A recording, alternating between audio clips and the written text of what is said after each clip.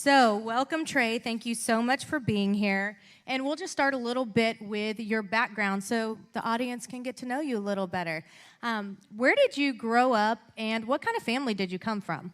Well, I see a lot of people here that I grew up with. So, as my So dad he can't said- tell any lies. That's what he's Yeah, saying. no lies, no lies. And Brother Gary will tell you everything about me. Back in junior high, that was my teacher. So every time I see Brother Gary, he's like, "Man, I'm proud of you, brother." And it's been a very interesting ride, I guess you'd say. I grew up here in Victoria. My pop here, he did a really good job growing me up. We laugh about it, but it's this is my hometown, and it's been really awesome to grow up here. And now where we are, and what we do, it's just a blessing to be able to help the community. So that's kind of where I'm at. And it's really amazing. I mean, even when he came in to see the area earlier, he got a phone call from somebody, and what you deal with would be really hard for a lot of people. So can you kind of go into what exactly it is that you do for those of you who may not know? Well, I think everybody here knows what we do, and we do custom caskets. For me, it's been a passion, and it started a long time ago. I think I was 17 years old. One of my buddies passed away, and we went to the service, and I'm looking at the casket, and I'm going, why is he in this? We hunted together and, went out, and I'm thinking, why can't we have camouflage or deerskin interior, something that would bring back the campfire stories? And so that's how this started. And then when I met my wife 25 years ago, I'm like, hey, I want to do caskets. And she's like, okay, weirdo, you want to what? It's like one of those things where you don't think about that, and nobody wants to think about it. And, for me, it was like, no, you don't understand. Now she understands, especially how it helps the families. And I think that's the most important part for what we do. It's not about just painting a casket or doing a design. It's about representing them and telling their story. So, Well, and I know when I went in your shop, it was so amazing to see all these beautiful caskets that were personalized. And even though I didn't know the person who'd passed away, I felt like I knew their story. And it made death, which we all know is very sad, but it made it a little less sad in some way. And it made me feel connected to the people that I didn't even know. And then I started having all these questions like, do I need to start planning my custom casket? This is, do I need glitter? What do I need? So it makes you start thinking of it in a different way. But I do love how you honor the people who've passed away, and how you took a situation that was sad for you, and you turned it into something that you're giving back to others and creating that special memory of that moment. And now that I've seen these good caskets, I will never look at those the same. I'm like, this is amazing. She liked My Little Pony, or he liked Pokemon. I feel like I know them, or he hunted. So it is a really beautiful thing that you did, and that you had that creativity and that ingenuity to do that. That's very innovative, because literally nobody was doing that. And still nobody is doing it full time. So for me, it was all the stepping stones through the years. So when I was in junior high, I took home ec. Of course, I was going to meet girls, but I learned how to sew and cook. And so now it's funny, because I'm in the sewing room and I'm sewing upholstery for the caskets. Well, I learned that in junior high.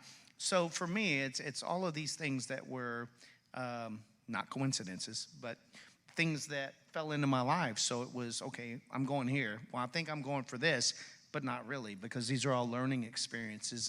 And through the years, this is what's happened, doing the art.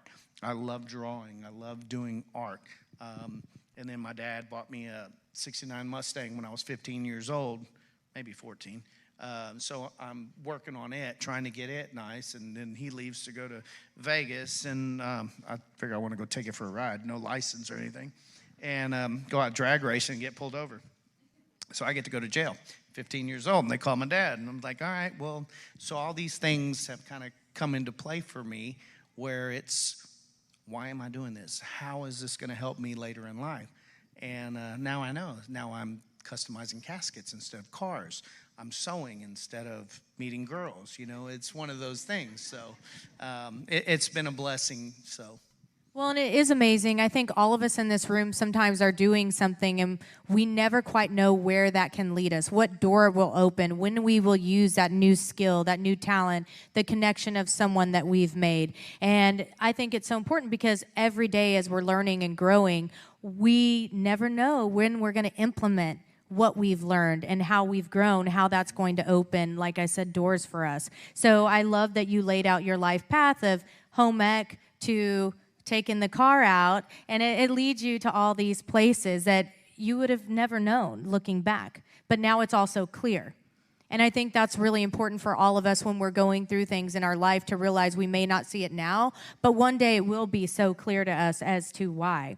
And so with all the things that you've done, what would you consider your greatest accomplishment in your professional life? I laugh, but she's sitting right there. I agree with that 100%. She's amazing. No, seriously, my wife has been my rock the whole time. And, you know, I've done so many things, and for me it was cars and, you know, just bikes and whatever, everything I was trying to customize. And I've been doing that since forever. And now it's like, I remember this at 17 years old. This is what I wanted to do. I'm living my dream. And it's been the most beautiful dream that you could ever see. And it's very bittersweet what we do. But when you see how it helps the families, it takes all that away. I mean, it's just like, I'm sorry I get emotional, but for me, it's not about painting a casket. It's about representing that person and helping that family. And this is the most traumatic time they'll ever be.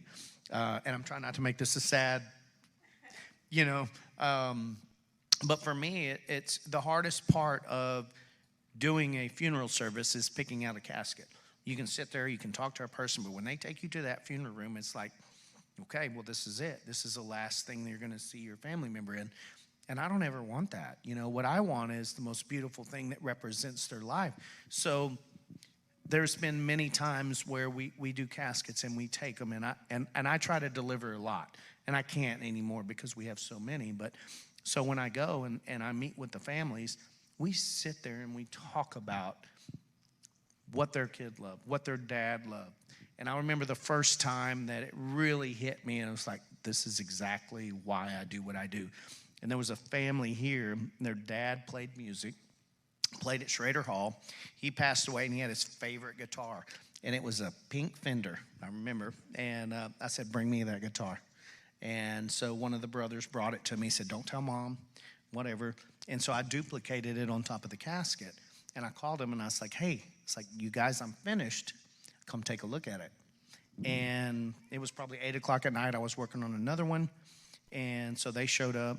They stayed there for almost 4 hours. And, you know, for me, it was like, do you remember Dad when he played with Uncle Benny at Schrader Hall? They started telling all the stories about what their dad did and how it meant to them. And so I just stepped back and I'm going, this is real. You know, this is why I do what I do. And it was the most amazing time for me. And so now to see every family transition, and I have more stories in a minute, so I'll kind of quit this until you ask more questions. But no, you're fine. You know, we just did the Uvalde shooting. That really hit me. So we did 19 caskets in 3.5 days. We went down there. We visited with families. Some of the families didn't even know if their kids had passed yet because they were not. I mean, we went that fresh. But we got a phone call afterwards, and it was a gentleman that had called me and said, hey, who do I talk to about putting up a cross? We want to do this cross for the shooting is 15 foot tall. They lit it up. And he called me about a week after, and they had it up. They put it up all day, had the lights set up. He said he was tired. It was hot. He went to his hotel room. He was sleeping about 11 o'clock. Something told him to go back. And you know, he showed up and there was a lady crying at the cross, and he prayed with her, and she looked up at him and she said, the only thing that really got me through this was the caskets, you know, the casket that they did for my child. And he had to call me immediately, and he said, hey, I just want you to know this is what happened, and this is how it helped this lady. And, you know, we love the after stories because it just, you know, everything comes from here, from us, from my wife, from me, all of my crew. My son works for me. He paints all day. And it's just, for us, it's a hard job, but we want to do it. And it's awesome. Well, and I will say I love that you all work together as a family, but when you go in that shop, it's more than just creating caskets for people. This is really their passion, and it's more than just a business. It's your calling, and you can see that. From the moment I walked in there to when I left, it was just an amazing experience, and I'm so thankful that we have people like you and your family in this world, because you shine light at a time when people really do need it the most. And that is beyond amazing. I mean, we have to stop. I normally never stop and give a round of applause, but thank you for that. And so now that we're talking about what you've done and how you're living your dream, how do you define success? I think success is doing something you love and not worrying about it. You know, for me, it's not so much about how much money you make. It is the impact that you make while you're doing what you do. And for us, you know, it's our purpose, it's our passion. I don't work every day because this is my passion. And, you know, I always used to hear that. Everybody's like, when you love what you do, you'll never work a day in your life. The only work that I do is worrying about getting that casket when it's finished to the families, making sure that airline has that flight to wherever it has to be. These are the hard things that come to me. It's not about creating, painting. That's the easy part. It's the transportation from when it leaves our hands to the family. So, and defining success, it makes me think about what's something that you failed at, and how did you take that and actually use it in your life to get to where you are now? So how I failed at something, and then, for me, that's something that, these are things, and you really don't fail at something. These are all experiences that you have. I love that, exactly. These are things we all go through, and they're all stepping stones to get to the next place. So for me, I never have a failure. I have an experience. Right there. I hope you all learn something from that, because that's what you do is each day, when you take some experience, it might not have gone your way. That is a building block to the foundation of where you are going and where your path is taking you. So thank you, because that was such a fantastic answer. I appreciate that. And then I'm curious, you're talking about your job and where you are now, but what was your first job you ever had? So my first job, I was not of age. This is going to be good.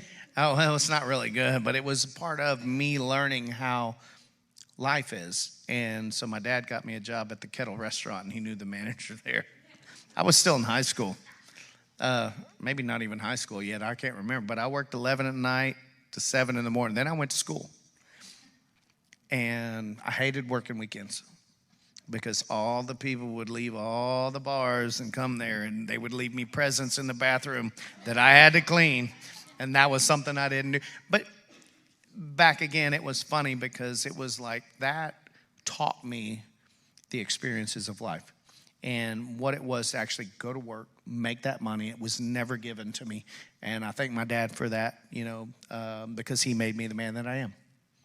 That's amazing, and I love that he keeps referencing you. That's so special. And, I agree with you, because a lot of times the jobs that you have when you're younger, my parents owned bars and restaurants, and I waited tables. A lot of you remember me from the old schoolhouse. I see you out there, and Edna, and I learned a lot from the people doing the karaoke, and I'm like, if I can deal with people drinking karaoke, that is a skill I take to this day.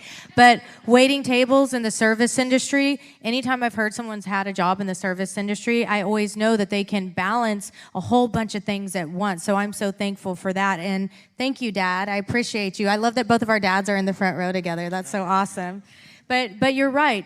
Those things those jobs that you have, you take lifelong skills from those that you implement. And I'm taking skills all the time from back then when I was younger to now, and it helps me give people advice. It helps me have this conversation with you. So once again, it goes back to what he referenced earlier about it's all stepping stones. Right. And so if you had to give advice for someone who was wanting to follow their dreams and become successful like you, how would you tell them to be on a mission like that, to go after something like that? First words come to me are never give up. You know, it's like, if it is your passion, is what your dream is, don't let anybody tell you anything different. You can do what you want to do. So for me, it's, hold on. He's doing a fireside chat right now. He's not available. I'm so sorry. You're fine. Anyway, it's still going. I should have left it over there. You told me to turn it off. See, my wife's getting on to me again. But anyway, no, you know, for me, I've always wanted to do this, and I didn't know how. It took a little push from a friend of mine. So we were driving around, and he's like, man, what do you want to do when you, like, grow up? And I'm like, well, I am grown up. And he goes, no, like, really, what do you want to do? And I say, I've always wanted to do custom caskets. He's like, well, why not? I needed that push. You know, for me, I'm like, well, I don't know how to do it. You should have seen us at the first convention. It was so funny. So it was Las Vegas. I took 3 caskets. I painted them. And I bought them from a little funeral home up in Paris, or close to Paris. I can't even remember where it was. We were driving back, and I stopped at a funeral home. I said, y'all got any damaged caskets? They're like, what? I was like, yeah, well, I need some because I want to paint them. That's not suspect at all, right? Yeah, so, and they're like, what do you mean? I was like, well, I want to do custom caskets. I want to paint them up and do this stuff. And so this has been a major journey for us. Like, I mean, when we started, and so I have this trailer. I pull up 3 caskets, and it's at Mandalay Bay. So I'm like, wow, this is like, okay. And I had a booth. I just bought a 10 by 10 booth because that's all I could afford at the time. And so we show up, and I'm like one of the last booths, and some friends of ours, we did custom cars. So I was like, hey, do you know any models that can come and just hand out stuff? Because I'm like, you know, hot girls, people will come and at least get our stuff. And so my wife didn't make it, but it was hilarious the way it all worked out. She goes, yeah, I have 2 girls that want to help you. So they did. So the show opens. We're in the very, like, last booth, and I'm going, it's been 2 hours. Nobody's here. What's going on? And then all of a sudden, they were making their way through every single thing. And when they got to my booth, they were like, oh, my God, how do we get this? And I'm going, I don't know. You know, it was like, well, how many do you have? I'm like, well, I have 3. Well, who are you buying your caskets from? I'm like, I don't know. And it was so funny because that was just me stepping out going, I'm going to try this. And I had, like, these girls were so busy. I'm so glad I had them because there was a line from here probably around the block. Everybody was wanting to know how they could get our caskets when you get situated. Then I had manufacturers coming up to me, hey, we want you to use our casket. Will you use our casket to do your product? You know, how long does it take you? And I'm like, well, you know, it takes us a couple of days. Well, it's going to need faster than that. So now, you know, through these stepping stones, I guess you would say, it takes us 30 minutes to paint a casket, flip a switch, it's heated, so about 4-hour turnaround on 1 casket. And so that is where this process started from. It went from 3 days to 3 hours. And that's how we're able to produce these. And we ship all over the United States. I mean, we get a phone call. Like right now we have 4 that are going. All children. And that's really, for us, it's, you know, it sucks. I can't even think of another word. It sucks, but it happens. And us, the passion and purpose that we put into these, and there's so many cancer patients and accidents, and people don't understand what we deal with every day. It's hard on us, so I try to get away when I can. But I went from not knowing, just stepping out on faith, to all the connections that I would ever need being at that convention. Manufacturers, people to help us distribute, people wanted to buy into the business. And it was all because I'm like, all right, well, I'm going to go do this, and I don't know what I'm doing. And my wife's like, you can't do that. Well, I'm going. So she keeps me grounded, but, you know, I'm still me, and she supports me. And so that's how I work. And it is amazing to see both of them, how they support each other. It's truly beautiful, and it's so awesome. And I just want you guys to know, this man pulled up to a random funeral home and asked for 3 damaged caskets, okay? And then went to Vegas. So I don't want to hear any reasons why you guys can't chase your dreams, okay? If he can do that, and he is sitting here and doing the things he's doing, it's possible. But like he said, he just went for it. And then he made the connections. And you know, a lot of you in this room made connections tonight. So take those and use those and keep connecting and step out and go to the funeral home and get what you need. And that's a metaphor, as you know. Yeah, but it's one of those things that he didn't even know really at first what he was doing. And, you know, but that's what's great, because you guys have Innovation Collective here. We are here to help you to have the tools that you need. Our city, we're so lucky. We have Victoria College that's offering lots of different classes you can take. We have the University of Houston, Victoria. You know, we have a lot of tools here in our city that can help you when you're wanting to learn to do these things. But the first step is getting out of your comfort zone and just going for it. And I love that story so much, because I think a lot of us can relate that have started our own businesses. You know, when I first started doing books, I had no idea what I was doing. And let me tell you, I just did it. But most people, as you get into digging into business owners, when they first started, a lot of them had no idea what they were doing. So the story that you've been telling yourself that people have it figured out, no one knows what they're doing. I exposed you all, guys. But that's a great thing about having these fireside chats and talking to you, is that hearing that from someone who is at a level you are, doing what you're able to do, that you started that way. And so when you're talking about dealing with these families and these manufacturers and everything and getting them out and the turnaround time, that's so amazing to me to see where you started and now where you are. And so you've done more than custom caskets over the year. Can you tell me a little bit about the other things that you create and do as well? Like what? There's so many. What are you asking? Just throw out a few. It's fine. Where are you at? So I know you've done boats, correct? Oh yeah, no. So I've done custom cars, motorcycles, boats, and we still do that in between. You know, if caskets get slow, because, you know. And when I tell you that the casket business is the most hardest thing to get into, it was, because the funeral homes, they do not like us. And I'm not being ugly if any funeral directors in here, but I don't see any, because I know most all of them. But, you know, for us, it was like we're taking their main business. And that's not what I'm here for. I'm here for the families. And I think that's the most important part. So I went to a few funeral homes in the beginning, and I'm like, hey, look, I'm thinking about doing custom caskets. This is what I want to do. I'll give you exclusive. I'll make everybody buy through you. No, we're good. Yeah, that was pretty funny.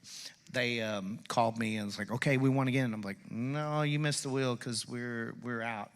And that was probably, for me, when I saw where we started and where we ended up.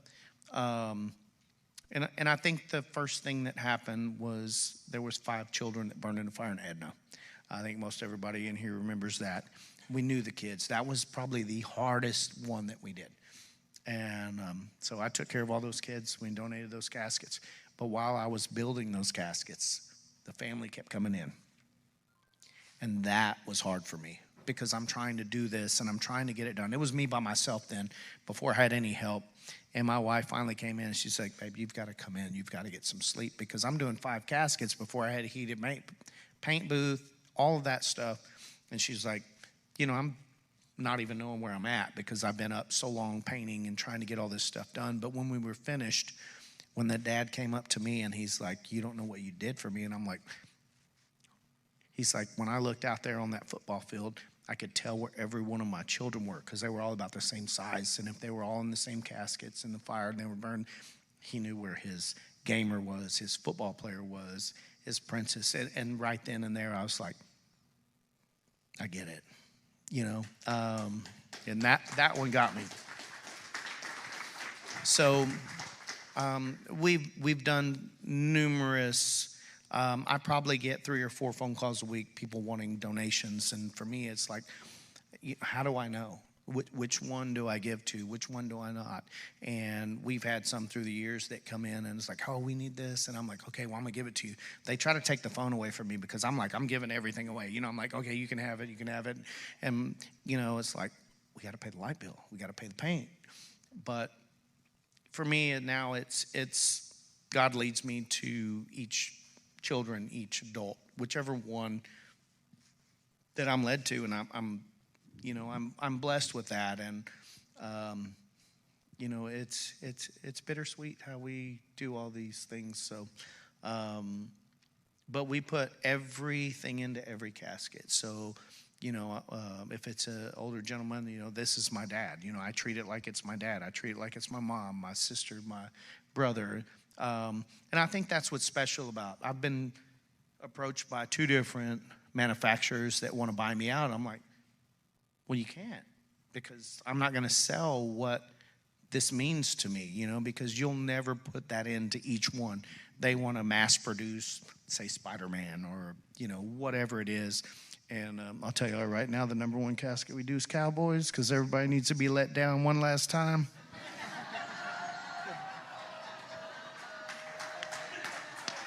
But for real, that is. So yeah, that's some stuff that we do. But yeah, no. Well, and you know, I want you to design me some furniture because, man, I've seen some of the things you've made. It's amazing. And the thought that you put into each casket you create and just the love and the connection that you have to it, that is something really beautiful, and that your life led you to this. That's what I really want you guys to notice, is that all of the failures that aren't failures, by the way, they're stepping stones, the home ec classes and school, all of the things led him to where he is now. Yep. And I think that in life, on our journey that we go through, we question things, we may not understand things, but it's because we have a path that we're going to follow, and it's going to lead us to who knows where. I mean, we're talking to you doing what you're doing, and you've had a TV show. Can you tell us a little bit about that? So I've had a TV show. I'm in 19 different countries, not in the U.S. yet.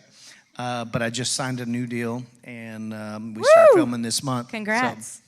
So, yeah. And I can't give all the details on that because we're actually still in process, but you guys will all be able to watch us on television. So yeah, it's been interesting, you know. And for me, it's more than that. It's purpose, you know. And it all started and stemmed from this thing that happened when I was 17 years old. And you know, everybody's like, you know, what is your dream? And I'm living it. So it's beautiful. So. And who would have thought the day his friend asked him, what do you want to be when you grow up? Then he goes to the funeral home, gets the 3 caskets, then he goes to Vegas, and then he does what he does, and then he has a TV show and everything in between. So if this isn't a good example of you never know what is going to happen in your life, I don't know what is, because it's amazing and really inspiring. And I just want to tell you that thank you for everything that you do.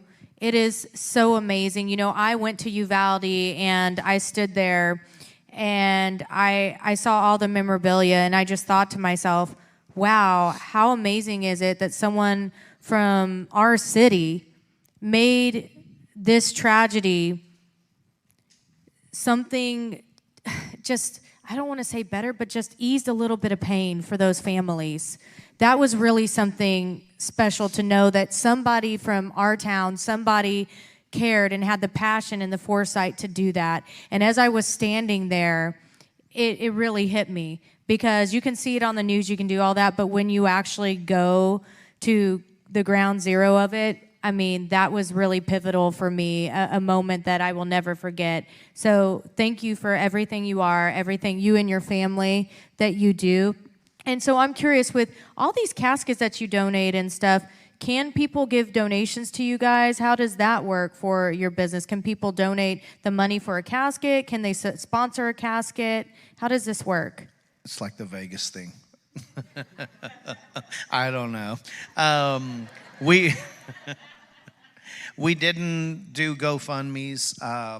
What was really hard for me is, I kept seeing stuff on there that, GoFundMe for the casket builder. And I'm like, I didn't set up any of that. I did this from my heart. And so we had to cancel a bunch of stuff and contact the GoFundMes because there's so many people out there that are trying to take money from these families, and that's not what we did. We wanted to take the pain of, picking out the casket. But when you were talking, I had a bunch of other things come in, and I told her, I was like, I'm going to talk about all kind of stuff, so you can ask me what you want, but what comes. That's what we want, right, guys? We want to hear it all. So, I think one of the most important things is social media. And so my wife said, hey, look, somebody posted that this family did not use this casket. I'm like, what do you mean? And she told me the family's name, and I'm like, well, I didn't get a phone call. And they said, no, there's a silver casket. Look at this post. And they said, well, I thought Trey Ganem donated all this stuff. And I'm like, well, I did, but I didn't get a phone call. And so I called the funeral home. She says, you have to call. My wife she's like, you call right now, find out why, what's going on, why did they have a plain casket? And come to find out that, we did the casket and the family didn't want to bury it. They kept it and they put all of her stuff in it as a treasure chest. And so for me, that even hit me harder than just that. And it was amazing that had happened. That just shows us that what we do is precious to the families, and it helps them. Yeah. They're true works of art. So you have some, can you tell them where some of your caskets are, where they could go see some of them? Because I know in New Orleans, correct, that you have one in the Museum of Death? So I have a casket in the Museum of Death in New Orleans, and I have one on Hollywood Boulevard. And yeah, that was really neat. They called me and asked me a quick story. I can't give the name, but it was somebody from here had called me, and really pretty girl. And she had cancer. She knew she was passing. She designed her casket. Me and her were back and forth. Well, when she passed, her mom goes, I'm not using that. I'm like, well, okay, well, that's what she designed. Here's, and I showed her all the emails and everything and how she loved it. Well, this young lady always wanted to be in Hollywood. So I got the phone call from the Hollywood Museum of Death and asked if we had a casket we could put there. So now she is in Hollywood, on Hollywood Boulevard. So someone from our hometown that passed away is now living her dream even after she passed away. I mean, that's really amazing to hear. And I think that when I think about you, I think about you're an artist, you're creative. These are true works of art. It's more than just a casket. It's actually relating to the person who was here, but you put love and you pour your time and effort and compassion into it. And you created a business out of something that you question. And that's what I tell people. They think innovation a lot of times may have to stem from something totally new. I got to develop this whole new thing. I don't know if I can do that. But really, it can come from something every day that you see. How many of us have seen caskets over the years, unfortunately, right, where we've seen them. But now, when we look at them, it can be a work of art. And it's all because you saw a casket and he questioned it. So always remember this about being innovative or starting a company or creating a product. It can come from something you see every day that you use, that you come across. When you question something, take a step back and then dig deeper into what you're questioning.